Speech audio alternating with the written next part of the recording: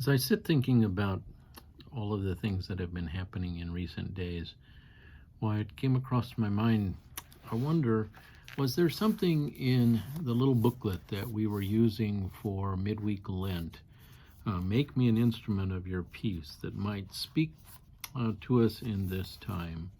And so I opened the book up, and immediately, why my eyes were drawn to that particular passage that in the prayer of St. Francis, where it says, where there is despair, hope.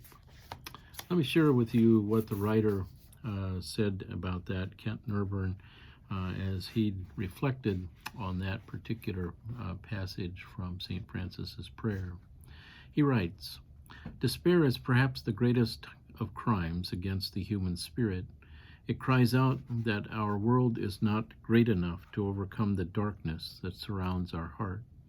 It rips from God and the universe the possibility of redemption. It robs us of hope. Who knows the moment when deep sadness turns to despair and the flickering light of possibility is snuffed out, leaving us to sit humbly before the dark march of meaningless time. When despair comes across a person, there is no logic, no word of consolation that can offer meaningful balm. The despairing soul sits empty-eyed, neither seeing nor caring, and all words of consolation clatter like dry bones upon the floor. How then are we to give hope when there is despair?" I remember years ago, he said, when I was living in a small town in Germany, I was surrounded by an unutterable and inconsolable loneliness. I knew no one. I did not have my language, and each day I dropped deeper into a sadness that seemed to have no bottom. One day, seeking to escape myself, I took a train to the distant town where an American movie was showing.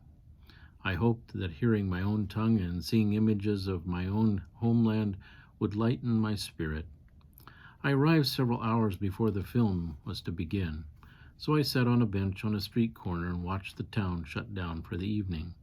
One by one, the shopkeepers shuttered their windows, locked their doors, and hurried to the buses and cars that would take them to homes and family.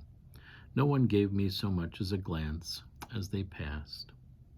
Darkness moved across the hills. Lights went on in distant houses, and soon the town was empty. And I was alone, with only the dark shapes of my imagination to keep me company. In the distance, far up that street, I heard a strange, muffled sound. I looked up and saw a man coming toward me. He was wearing a suit, but his shirt was out and his tie was askew. His gait was unsteady. He lurched and fell against the buildings as he walked. He was obviously drunk, and he was sobbing. In my months in Germany, drunks had become my friends. They too were often lonely. They did not care about my halting language, and in a country where I had made so few connections, they often opened up to me with the fullness of their hearts. I smiled as the man stumbled toward me. "Guten Abend," I said. He stared back at me with one of the saddest eyes I had ever seen. Tears rolled down his cheeks. I do not believe that I have ever seen, before or since, such a tormented look upon the face of another human being.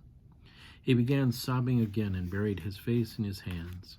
His body racked and heaved. He seemed about to come apart. "Sitzen Sie," I said.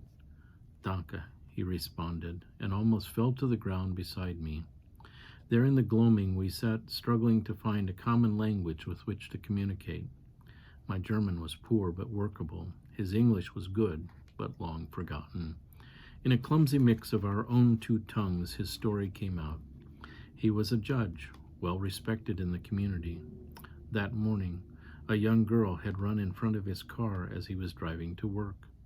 There had been no time to stop. He had struck her, killing her instantly. He'd been wandering the streets, drinking, ever since. "I am a judge," he kept saying. "I am a judge. How could I have done this?" It was as if his station in life and claims on respectability should have protected him against so horrible an event. And even more, he felt he had betrayed the trust of the entire community. With my fumbling German, I tried to find words that would calm his spirit, but there was no consolation I could offer. He knew that was not his fault. He knew that it had been an accident. I keep seeing her in front of me, he sobbed. Why could I not stop? I tried again to speak some words that would matter, but he stopped me. Don't talk, he said. I don't need words. I just need to be near somebody. I stayed with him on that street corner long into the night.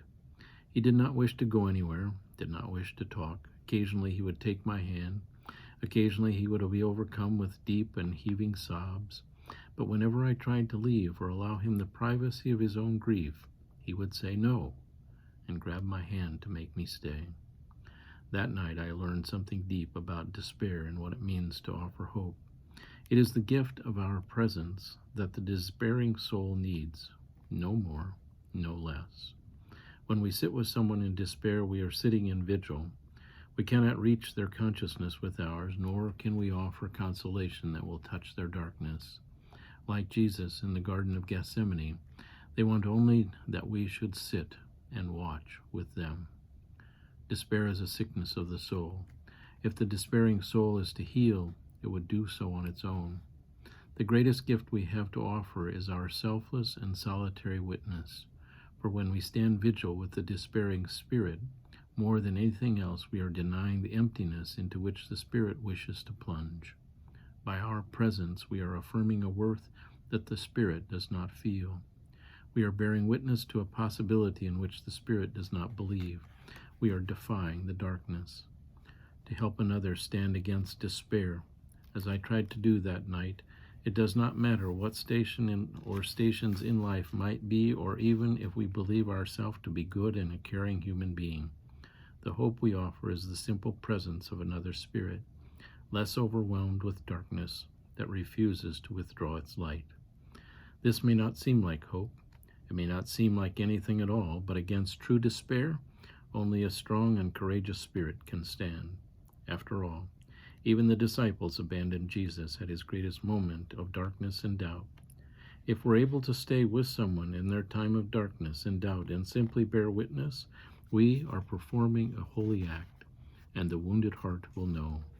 But the mute testimony of our presence, we are saying, you are a child of God, and you matter. And that sometimes is enough to make a wounded heart turn back, if only for a moment, and feel the presence of light. You are a child of God, and you matter. In the midst of all of the things that we have experienced in these last days, it is a good reminder that we are a child of God and that we do matter, each and every one.